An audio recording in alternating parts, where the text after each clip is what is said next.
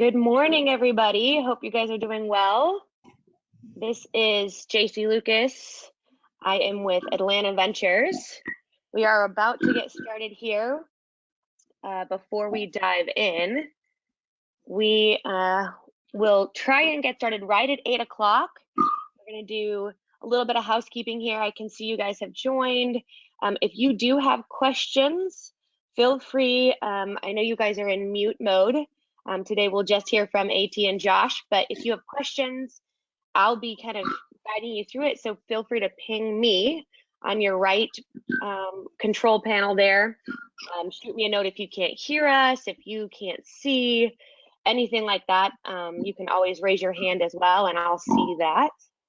A little bit of housekeeping here. We'll do intros, then we will dive in to an amazing Q&A between AT, who is with Atlanta Ventures, and Josh, who is with LexisNexis Healthcare. Throughout the event, if you guys do have any questions, we will have a time for Q&A at the end. So again, put that in the question spot, and I will moderate that at the end and ask those questions. And at the end, we'll do a little bit of wrap up and recap. If you guys know anyone who should attend, feel free to send them that link I posted today in the Meetup link. I know this is a different one, but we're excited to be doing a virtual event today. Let's see here. We've got a great few people coming in. Mike, great, glad you're here. You're always someone who's always supporting. Thanks for that. Larry, Kirk, lots of good folks in the room here. Let's see, we'll give it maybe one more minute before we dive in. Once again, my name's JC. I'm with Atlanta Ventures, and this is our first virtual healthcare entrepreneur meetup.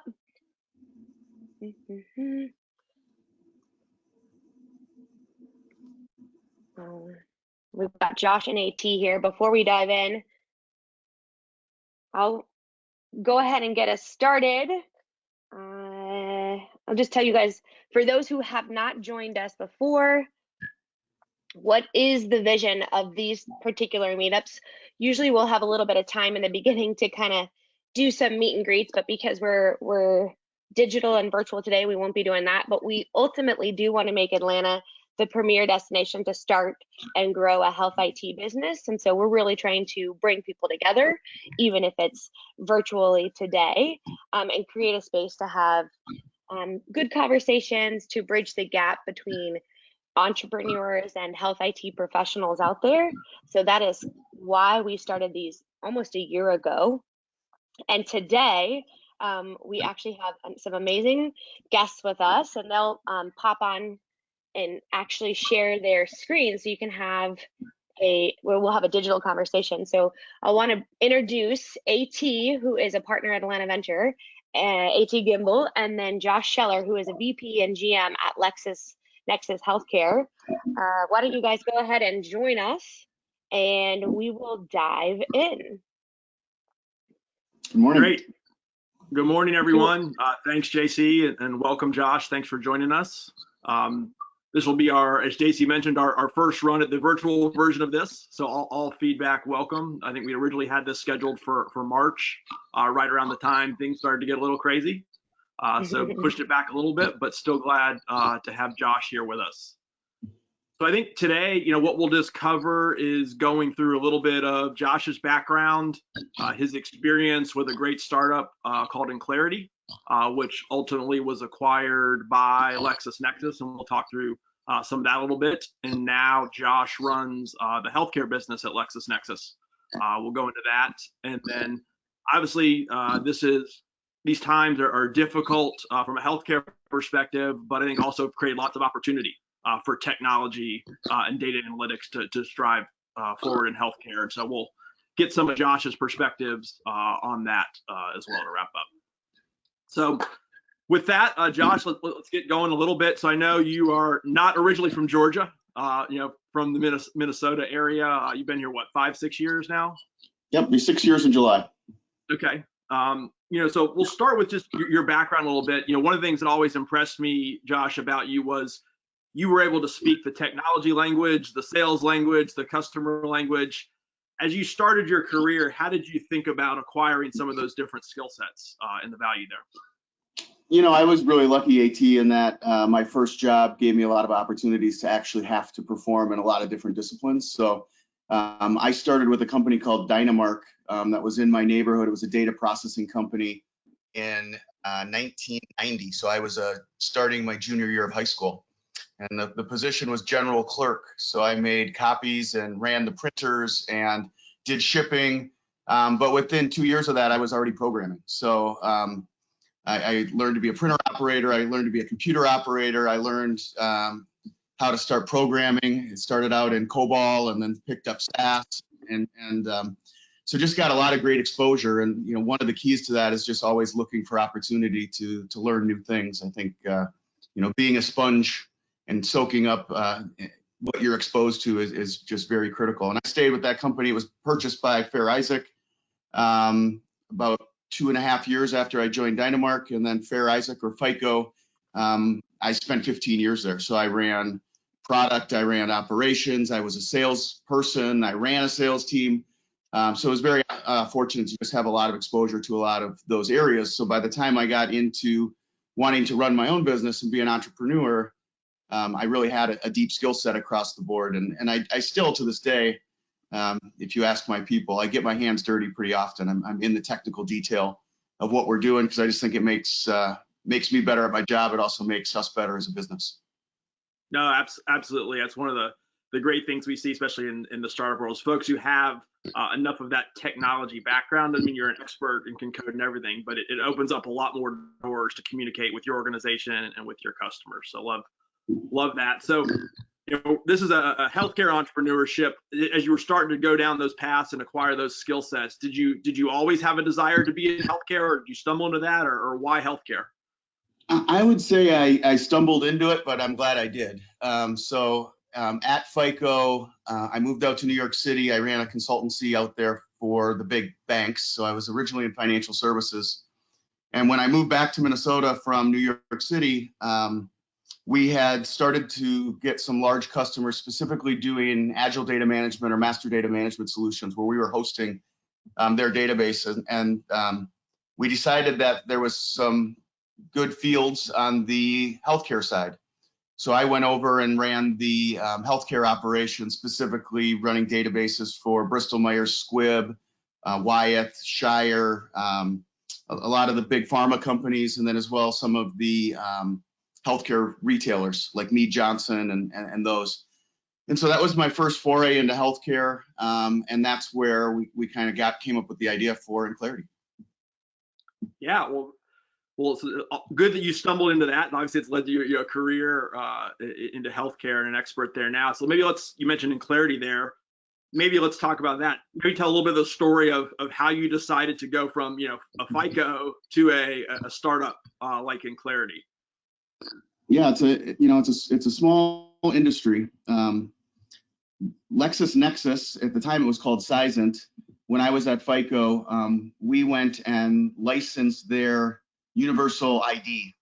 That started in banking, but then I also used that in the healthcare sector. And that was a service where we could send in name, address, phone number, date of birth, and they would give us back a unique identifier so that we could use that as the primary key in our databases. And so we learned how to do that. And when we got into healthcare, there was the requirement to do that on the healthcare professional side. But we didn't really have date of birth and social security numbers. We had NPIs and at the time UPINs and DEAs and state license numbers. And Seisint didn't support that. So we launched a business case at FICO to get approval to go out and build a technology very similar from what we learned at Seisint or LexisNexis to do that at FICO. And we did get funded. And myself and Sean Downs, who was the CEO of Enclarity, and a few other, Tom Sook, a few other people started building that process. We had a tight quarter at FICO and they killed the project. And so that is when we decided, well, we still think it's a good idea. We think there's a need out there in the market. And myself and I think 9 people from FICO very slowly kind of crept out as we raised funding from in the venture capital space, and we went out and started Enclarity. Well, cool. A lot of good things in there. I want to jump into a little bit, but maybe just first with on the idea a little bit. Hey, so you had this business case at FICO. You had some of the team members that then went to go work together at Enclarity on it. As you started Enclarity, how did the idea stay the same or change at all from what the original idea was in the FICO business case? The original idea was very simplistic. So it was, how do we create a persistent identification and a profile of every single healthcare provider in the United States? Create what we called the master provider referential database. We wanted to source that from hundreds and eventually thousands of sources of data, be an authority source for key attributes for provider profile. So where there was an authority source, we would get it directly from that, be able to crosswalk it. But the idea really started around that unique ID, being able to help integrate data or match data on provider information. I think what evolved over time is once we had the database and once we had the capabilities, there was a lot of features and functionality that the market brought to us. So we built the solution and went to market within 9 months. So very rapid prototype. I would say that we were already selling before it was built on PowerPoint presentations. And that allowed us to really be pretty agile. So when we went to a customer and they'd say, wow, that's great, does it do this?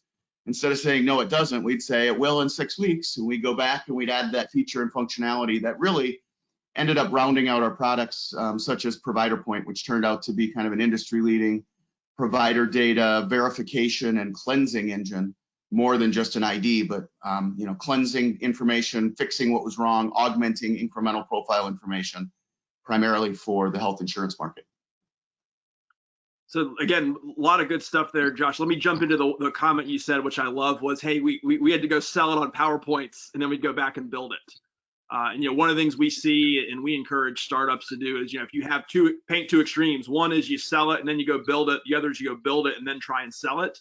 We see much more success with the former of sell it, prove there's demand, and then you can control how you build it, versus the other way, there's a lot of things you can't control in the sales process. Maybe talk a minute more about that philosophy and how you did that and what you learned or advice on that.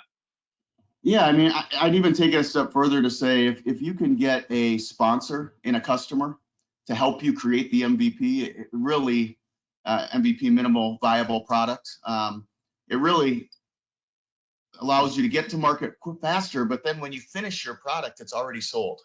And so that's a really key focus point. I think you've seen this in big corporations. A lot of times we go out with an idea, we vet it a little bit, and then we invest 18 months or 2 years in building out, spending multiple millions of dollars. And by the time it goes to market, the market dynamics have shifted or the features and functions didn't exactly hit the mark. And you end up wasting a lot of time, versus if you go and say, hey, listen, we'll build this for you if it meets a need. And they say, wow, that would meet a need. You're filling a benefit for the customer because they're looking at you as their own personal R&D shop where they don't have to interrupt their own IT or their own investment. What you're asking them from skin in the game perspective is we need to have weekly meetings where you're giving us feedback, making sure we're hitting the mark, helping us design exactly how this is going to fit your need. You do have to keep in mind that you're not completely customizing for a single customer. You need to keep in mind that you want to be able to utilize this customer to create the same use case that you can replicate over and over in other customers, but it really allows you to get to market in a much faster and really make sure that you're hitting the mark to solve customer needs and create customer value. Yeah, 100% agree with that, Josh. That's one of the things I think, regardless of the size of your organization, whether you're a one-person startup or a large corporate, those principles I think are ones that make a lot of sense. So as you're going through that idea, right? You started to 9 months from get the customer going and then have it ready to go to delivered. We talk a lot in the startup world about product market fit, and that means different things to different people, but from your perspective with Enclarity, you had the idea, you started building, you had some customers you were building it with. When did you start to realize, or what was the trigger that made you realize, hey, we're onto something here? I mean, we signed our first customer right after 9 months, so that was good. I would say that we always wanted to go faster, which is natural.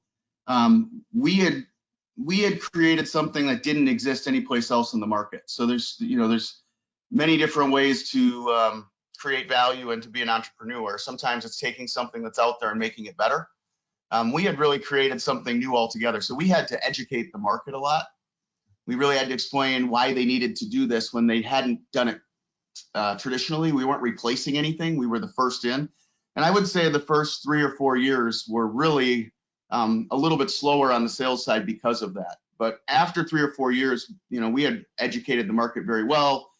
We were helped out by some increasing regulations around provider data quality and some Wall Street Journal and New York Times articles on people going to see a doctor that had passed away 2 years ago and was still on their insurance directory and those types of things that we were able to utilize to help get more momentum in the market. But I think it's just constantly being close to the customer and testing, is this what you need? Continuing to refine the product and the, how it is deployed and implemented with your customers to drive the optimal value. Yeah, so Josh, on that point of, hey, you're building a new market essentially here, right? You're not making something existing better, you're building new, which takes maybe a little more time, more education to get going. How did that affect how you constructed the team? Did you hire certain roles earlier or later based on that? I would say, first of all, we had a sales force, but the executive team did a lot of the selling early on from CEO down, because we needed to get that attention higher up in the organizations that we were interacting with. They actually hired me to be director of business operations, and my primary role when we started out, I was one of the 9 people before we had any customers. They wanted me to build an account management strategy, and it took me about a week in to say, we don't have any customers, how can I build an account management strategy? Put me out there and get me selling. So I became the solution architect and the chief solution architect for Enclarity, where I was involved in every pitch and every sale, but also was involved in the product design, bringing that information back to our developers around what our customers needed, and then also being involved in the implementation. So understanding as we implemented it, how we needed to make it easier to drive the value within our customers. So I think that role is really critical, to have someone that is somewhat technical, helping drive the sales, so that you're bringing that feedback to product very quickly in the early years, making those refinements, and as well as kind of architecting your pitch on how it should be used and how we drive the value for the customer. Yeah, and again, I love the consistent theme I'm hearing here, Josh, right? It's just that closeness to the customer, whether you're talking about, hey, the exec team is the ones who are making those first sales, how you want to be having your technology team closely linked to what the customers are saying to the product. Sometimes I see a lot of folks make mistakes if they're building cool technology in their basement or in their lab, and then they're far distant from what the customer actually wants. So Josh, you mentioned this earlier. Let's come back to this now around funding. I know you guys took some rounds of funding. What was the thought process of when or why to take funding, and then some follow-up questions in a minute after that. I mean, when we started the company, we had a vision of selling the company. So I want to say that to start out. We didn't have a vision of growing it to a couple $100 million conglomerate and going public. That wasn't our focus. Our focus was, we thought that we could build and kind of fill a pretty niche void that was out there in the market. But companies like LexisNexis or the credit bureaus or Axiom, these big companies that were really good at data management and linking, this was going to be very appealing to them if we built it up. So I will say, there's a lot of money out there from a VC perspective. I think one of the errors that a lot of startups take is that they'll take money from whoever will give it to them. And I think we were very careful about interviewing our VC to make sure that it was a cultural fit, to make sure that as the board of directors that was going to be giving us direction, that the way that they were going to manage their portfolio was consistent with how we wanted to be managed. We were a little bit, we were idealistic when we started this company. We left FICO because we called ourselves corporate refugees. We knew what we didn't want to be when we grew up. And there was some culture stuff there that when we sat down in a garage and started penning out how we're going to start this company, we had some pretty strong ideals of who we would take money from and how we were going to run it and how we were going to conduct business and how we were going to treat our employees. And we actually had in our bylaws, we specifically had a no asshole policy. You know, we weren't going to do business with or deal with that within our organization. And I think that really helped us both create a culture, retain good people. But when it came back to the VC, it helped us select really good partners. And we had 2 VC funds that couldn't be more opposite from each other. We had Ignition partners out of Seattle. These were ex-Microsoft and Starbucks executives, usually showed up in shorts and Birkenstocks, but were some of the smartest guys and really helped us make the right decisions for the business moving forward. On round B, we went with Bain Capital out of Boston, who, these guys were always suited up and very formal, but also brilliant guys that really gave us a lot of perspective, helped open doors in the industries that we needed to, help make introductions. And I would say that, that's the important part. It's not just about the money. It's about the exposure and these guys really understanding healthcare and understanding our markets and being able to help us get into places where we might not have been able to get into without them. No, great point there of that. Look, there's a ton of value that can be added by an investment partner that complements your skill sets or brings you into areas that you need to go in there. How did the culture of the organization evolve, from the early startup to then raising funding? Because one of the things we always talk about is that, there's a lot of things you can't control in life, but the culture of your organization is one of those ones that you can and does have a big impact. How did the culture of Enclarity evolve from sort of beginning to venture? I mean, it certainly evolved as we got larger. I don't think that we hired someone that we didn't personally know or wasn't personally related to somebody in the company until we hit 25 or 30 employees. But eventually you run out of names in your Rolodex of people that you want to bring in, and you have to start interviewing people out there, in the general market. And we were very selective, and we did, through the interview process, talk about the culture and the type of company that we wanted to build. I think we did a good job of keeping it very family oriented. People want to be involved with the place that they feel good about what we're trying to do and how we treat people and the way that we conduct business. And I think that was always really important to us. But it certainly changed. We grew to about 70 employees on our exit when LexisNexis bought us in 2013. And certainly we had headquarters in San Rafael, California, but most of our operations and delivery were all out of Minneapolis. So we had, different corporate office versus our operations center. That was something that we managed that changed a little bit over time. But I think just with anything, as you scale, it's harder to keep that core culture. It doesn't mean that you shouldn't strive to, and it doesn't make it less important, but it just, you have more diversity to deal with as you grow, and you have to be cognizant of that. Great. Well, last question here, Josh, on Enclarity, and then we'll transition to LexisNexis. So bridging the two, you mentioned at the beginning, right? Hey, at some point you're looking for a sale. Company like LexisNexis, was one of the ones in your mind there from the beginning. How did you know when the time was right to start thinking about a sale, and how did you prepare for that?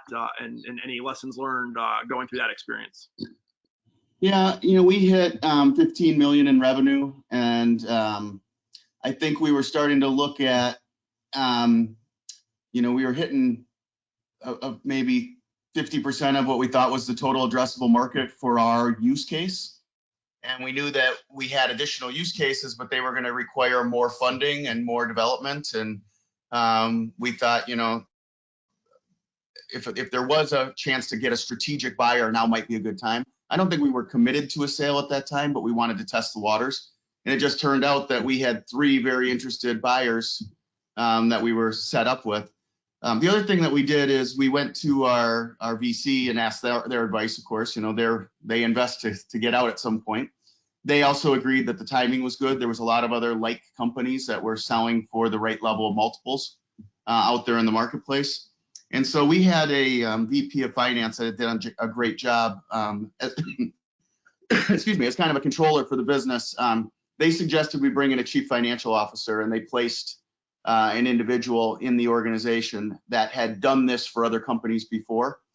And, not to downplay that we had built a great company, but he did a great job of putting lipstick on the pig kind of helped us round out the corners, helped make sure that we had contracts set up very clearly in all the different areas, helped go out, talk to our customers to make sure that we knew that we had good customer testimonials and that we had, didn't have any attrition issues. Really helped us build our book and our story around what we were going to go to market with. And that was, money and investment well spent, was to bring someone in that had done this many times before and had that experience. That's great. That's great advice there. Because I think obviously one of the things people always see is sometimes you may only go through that once or twice in your life on the startup side, but you're going up against folks that do this every day. And so having somebody with experience can give you a lot of benefit there. So let's maybe then transition to LexisNexis. So now Enclarity is now a part of LexisNexis, bringing some of the broader data sets together. What was mentioned Enclarity on more on provider data sets? How did you envision this all coming together now being at LexisNexis when you got into there and seeing all the other data sets that were available? How did you picture LexisNexis healthcare evolving once you got in? Yeah, I mean, it was, I'll be honest, when we were going through the buying process, I didn't think I'd stay at Lexis. I thought I'd go do another startup because it was a good experience and it was a good exit. I was lucky enough that the CEO at Lexis gave me a lot of opportunity, immediately asked me to move down to Atlanta for a sizable promotion. I took over all revenue operations for LexisNexis.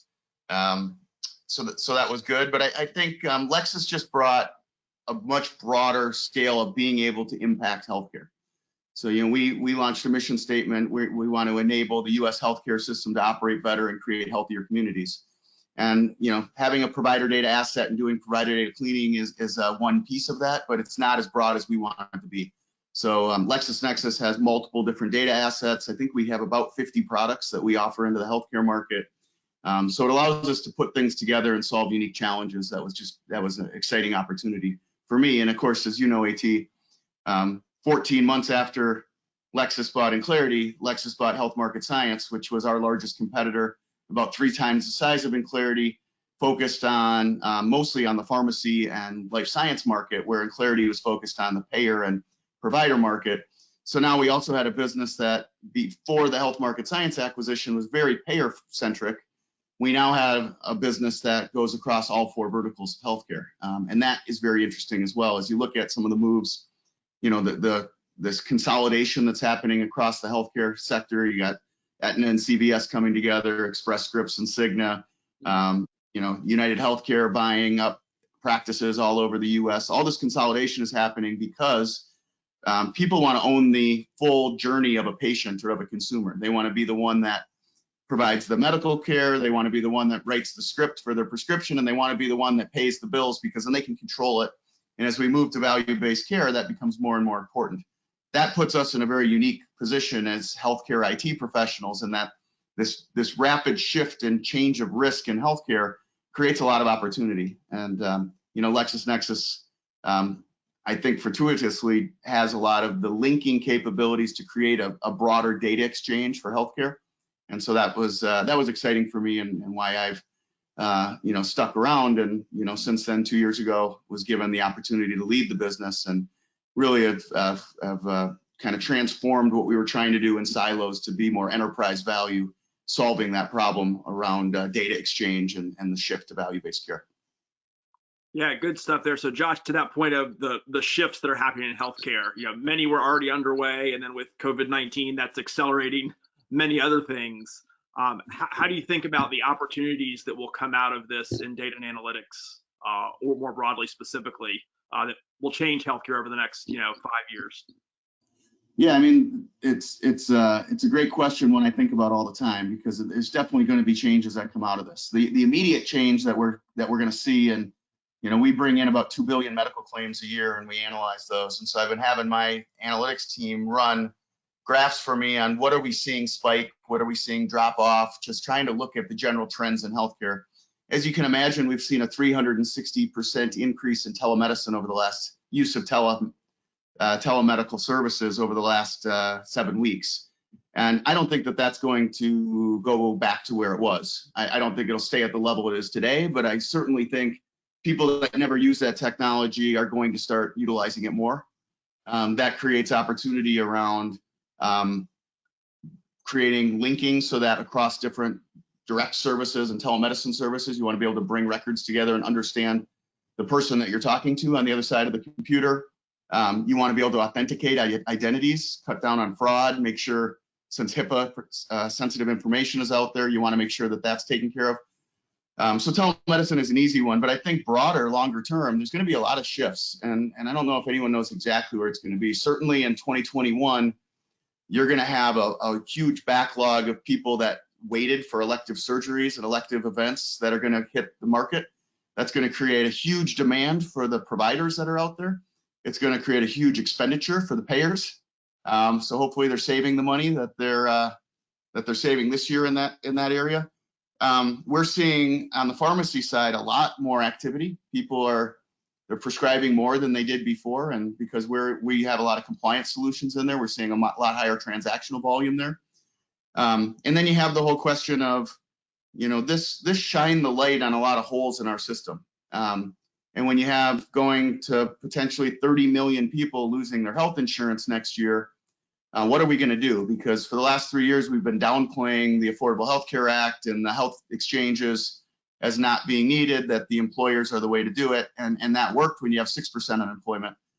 When you have 30 million people entering the system, there's going to have to be something that's going to be done there. So do we go to more of a centralized Medicare for all option? I don't see us going there 100%, but do they create a stronger option? And certainly that's going to change everything from price transparency to consumer engagement and a lot of the other things that are happening out there in the healthcare market. I think that's going to accelerate those. Yeah, good thoughts there, Josh. And one of the things that's always challenging in healthcare, right, is the number of stakeholders involved, right? You have to deal with the payers or the providers or the patients or the facility, right? How do you think about any of your businesses you run, or just general advice if you're starting a business? How do you know how to navigate those? Yeah, I think when you're starting out, I think it helps to have really good focus. So if you go out and think you're going to boil the ocean as a startup, I think you're probably going to fail. You need to think of a specific use case for a specific industry, because understanding your customer and understanding how to penetrate that industry is just as critical as having the right solution or product that you're going to bring into that industry. So if you try to go really broad, it's difficult. And then, what I find is if you go very focused and deep and you're successful in that particular use case in that particular industry, making that extendable to other industries or other use cases within that industry is much easier than if you try to go in and say this does everything for everybody. So that would be my advice, is to. Yeah, love that idea of focus. Like you said, we see more of the successful ones we see really drive that focus. Last question for you, Josh, and then I know some questions have come in online, so we'll go to JC in a minute. But Josh, last question, just having been through the healthcare world for a while, done a startup in healthcare, and now moving on to big organizations in healthcare, but still working or seeing startups. Any other advice that we haven't talked about that you would give to folks who are starting healthcare businesses? I think, doing your research, look what's out there already in the market, understand what's been successful and what hasn't. Think about others' experience almost as business cases for yourself on what to do and what not to do. We had a mantra, just to kind of finish on or extend on the last thought. Our board used to always say, stick to the core, because we would bring them new ideas of new use cases and new things, and they shot us down almost every time, because they'd say, we committed that you have a $50 million total addressable market. You're at 10 million. Why would you go do something different? You can continue to extend and continue to get better at what you do. Stick to the core. Stick to the core. So I think that's important. I also think that the healthcare market is changing rapidly. So you have to kind of think about how do you, to use the Wayne Gretzky term, how do you skate to where the puck is going?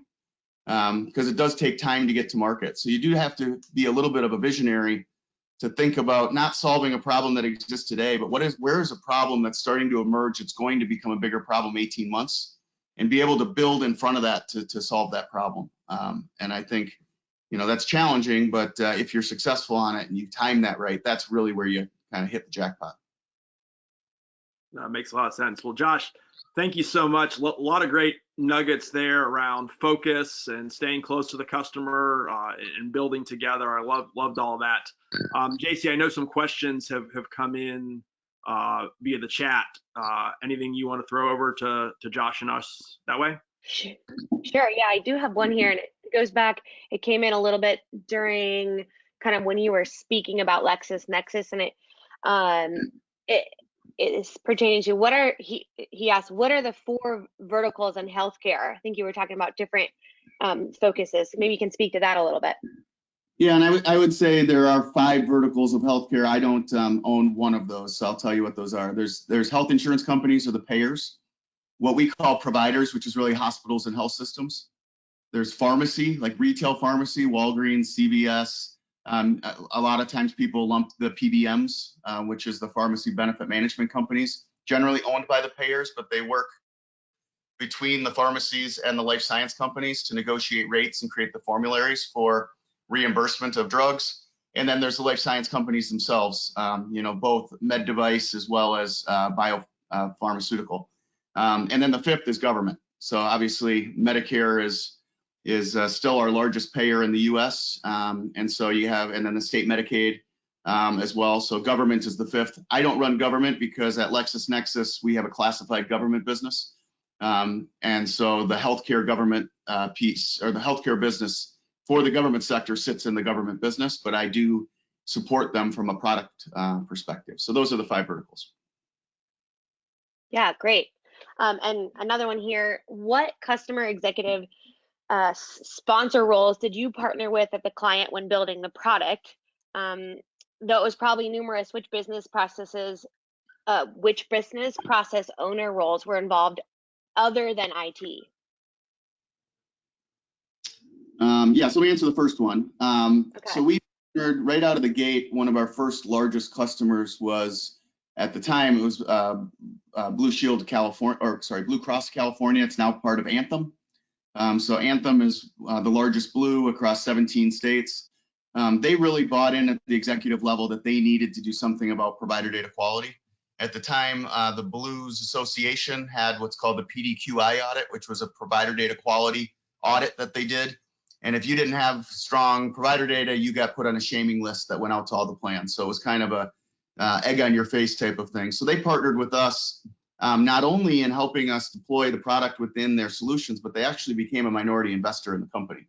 So they gave us an investment because they thought it was so critical to their operations, and they knew they were going to spend enough money that they wanted to be a part. And that's an ideal situation. 2 years later, we did the same thing with MDON, which is now Change Healthcare, where they wanted to do a better job of claims cleansing through their EDI switch, and they gave us another minority investment and negotiated first right of refusal, and we went to sell, which was, they didn't end up buying us, but it was great because we always knew that when we went to market, we would have a counteroffer with the large company like MDON and Change Healthcare. Can you repeat the second part about business process? I want to make sure I understand the question. Sure. Though it was probably numerous, which business process owner roles were involved other than IT? In the deployment of the solutions? I believe when you're partnering at the client when building the product. Yeah, we had a very hands-on the solution. Okay, so he just clarified. We had a very hands-on CEO. So from a negotiation of how to partner and create those executive level deals, it was myself and our CEO, and then usually the salesperson was along with us to follow up and make sure that we were getting contracts through legal and getting that stuff set up. But the organization was set up where we had a customer delivery or professional services organization that did the implementations, a product organization that defined requirements, and an engineering organization that built and developed the new functionality. The leads in those areas were all founders in the company. So I would say that the head of professional services and the head of product and the head of engineering would often come to those meetings where we had really our full executive leadership team at the table working with the customer to define. It showed our commitment to them. It put our most executive people in the forefront, and I think that's why we got the attention we did for being such a small company. Yeah, great. We had another question here said, outside of consolidation, what other trends do you see happening in healthcare over the next, say, 18 months? Yeah, I mean, I talked about a few of them. There's the emergence of telemedicine is going to be really strong. We're going to continue to see the move to value-based care. So, you know, if you want to go out and study, look up MACRA, and you can look at how they've defined how the shift in risk. And if you're not familiar with value-based care, you know, before the Affordable Health Care Act and really up until about 3 or 4 years ago, all healthcare was what they call fee for service. So if you break your arm, the doctor does a procedure to cast your arm, he gets $800 for putting the cast on your arm. The idea of value-based care is that, unfortunately, sometimes that doctor would not look at the x-ray close enough, and when he put a cast on your arm, it would be not set correctly, and when you went back in, you said, oh, it doesn't really feel right, and they re-x-ray it, and they end up now having to break it, do surgery, and pin it to get it set correctly. That doctor now gets $12,000 instead of $800 because he made a mistake. And so the idea of value-based care is, instead of paying you $800, we're going to pay you $1,500. So you're going to make more on every procedure, but if you mess up, you're still only getting $1,500. So it's kind of moving that risk to the provider, and that works. It transcends pharmacy, where they used to get reimbursed $12. Now they're only going to get reimbursed $8 for a generic fill. But if they can keep that patient adherent for 12 months in a row, there's a true up at the end of 12 months.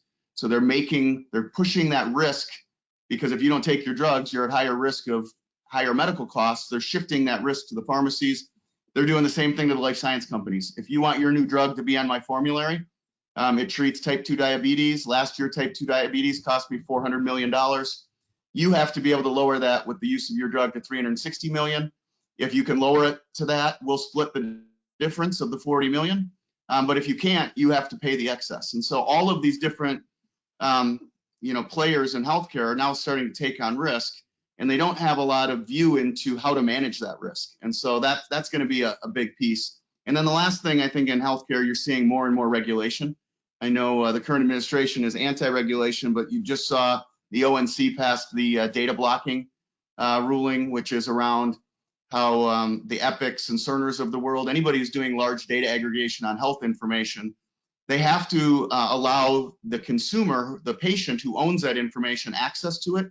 And that consumer can also give access to other entities for that information. And so that's creating a lot of technology need around verification of individuals' identity. There's literally thousands of apps out there now, as I'm sure you're aware of, health-related apps that allows you to get access to your information in the app and manage your own information, on health. So I think those are some of the big emerging moves in the next 18 months at least. Yeah, great. And we are nearing the time. I'm going to ask hopefully one more question here. Do you expect the shift from FFS to value-based care to continue its very gradual shift, or will there be some tipping point event that really moves the way we pay for healthcare? I think it's probably going about as fast as it can. I would love to say that it could go faster, and certainly, the strain that we're going to put on the healthcare system due to the COVID may help us hasten that. But the reality of it is you need to have the tools that enable the healthcare system to work within a value-based care environment. And those are emerging, but they're not out there widely used yet. And even within the EMRs themselves, they're largely, financial billing systems. They're not set up for value-based care. And there's a lot of angst that comes along with it. It used to be when a provider did a procedure, they got paid for it. And now they're looking at episodes of care, and you need to complete X, Y, and Z before you're going to be reimbursed, because they need to be able to see that outcome, which is delaying money, which is causing some financial issues for some of the less solvent providers that are out there. So I think a lot of those things need to be solved in order for it to hasten. But I will say that it's not going away. Value-based care is here to stay, and we will continue to move and evolve towards utilizing more and more of a value-based care system versus fee-for-service. The only thing that could change that is if we definitely do go to a single payer Medicare for all, then they're just going to set fees, and doctors will get a salary, and that'll change the whole industry. But we're not there yet. Awesome. Yeah, well, I know we've actually got a couple other questions here, but we are nearing the end. So perhaps afterwards we can follow up, Josh, if that's okay, because we've got a few. So we'll try and handle that kind of offline. But yeah, AT, if you kind of want to wrap us up. Yeah, I mean, first again, thanks Josh for sharing your time and insights today. A lot of great stuff. Glad we're able to do this. And then for folks online, one of the things that we've done, over these past couple of weeks is just try and help consolidate a bunch of healthcare resources that are available in Atlanta. So on our website, at the link that you see there on the screen, we've now consolidated a list of all of our future meetups. So you can see those. You can watch any of the past ones that we've had all the way back to beginning from last year. Join our meetup group to stay connected. We've pulled in Atlanta area healthcare events. You can scroll down here, see the list below, register for those. One ask we've got is, look, there's probably plenty that we're missing here. If you see one or an organization that has any, just submit the form here for an event and we'll post it on our site for you. So just trying to make it easy for folks to stay connected in the healthcare community. And then lastly, at the bottom here, one of the feedbacks we've gotten is just there's tons of great companies going on in Atlanta, but how do we stay connected to each other, to investors? And so what we've done here is we got a form here at the bottom, but we'll post your company site here. So if you know a company or you have a company, fill out the form below. We'll post it to you here. Right now, it's just the names and links to the companies and what they do. But as you'll see in the form, there's some other information that as we get more companies on the site here, you can sort it by size of the company, amount of funding, industry, et cetera, to hopefully help continue to connect the great Atlanta healthcare companies being built. So anyway, here, just more great resources, and there's forms for events or companies, and we'll gladly add it to our site there as well. And then here's just a list of some of the ones coming up in May. And for those who may have some free time today, two other ones later today, one from Georgia Bio, and then one that Berkeley puts on with ATDC tonight as well, if you're able to join those. So with that, thanks again, Josh. Thanks everybody for taking time out of your day to join. We generally hold these meetups every 6 to 8 weeks. So we'll probably have another one sometime in the summer. May or may not be virtual or in person. We'll be flexible there. But thanks again to everybody, and especially to Josh for taking your time today. My pleasure. Thank you. All right, take care, everyone. All right, thanks, y'all. Have a great day. Bye. Bye.